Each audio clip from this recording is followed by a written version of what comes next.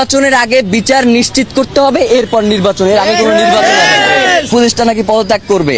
ফাইজলামি করেন মিয়া, বুইরা ভাম কোথার জানো, ফাইজলামি করতে আসেন, মানে সারাক্ষণ খালি ভেটকাইতে আসেন।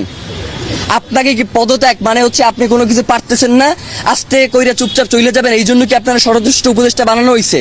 ওই জায়গা দিয়ে আপনি লড়তে পারবেন না। আপনার পুরো এই ঘটনার সাথে কারা কারা জড়িত এইটা নিশ্চিত কইরা আপনি এইখান থেকে যাইবেন, এর আগে আপনি কোনো জায়গায় যাইতে পারবেন না।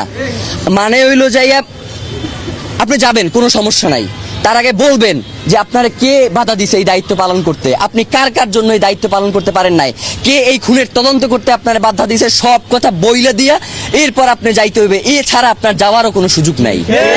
এবং ডক্টর ইউনূসকেও আমরা বলতে চাই যে বাংলাদেশের জনগণ আপনাকে প্রধান উপদেষ্টা বানাইছে এই জনগণের স্বাধীনতা সার্বভৌমত্বকে টিকিয়ে রাখার জন্য।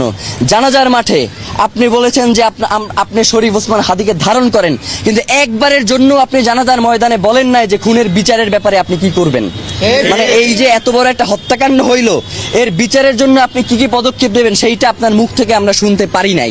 মানে আপনার যে অসহায়ত্ব সেইটা আমরা দেখতে পাইছি, আপনি আসলে কিসের কারণে অসহায় সেইটা আমরা জানতে চাই। আপনাকে কে অসহায় করে তুললো এইটা আমাদের কাছে আপনার জানাইতে হবে। মানে এইটা না জানাইয়া তড়িঘড়ি করে নির্বাচন দিয়ে এরপর আপনি চলে যাবেন, এইটা হবে না।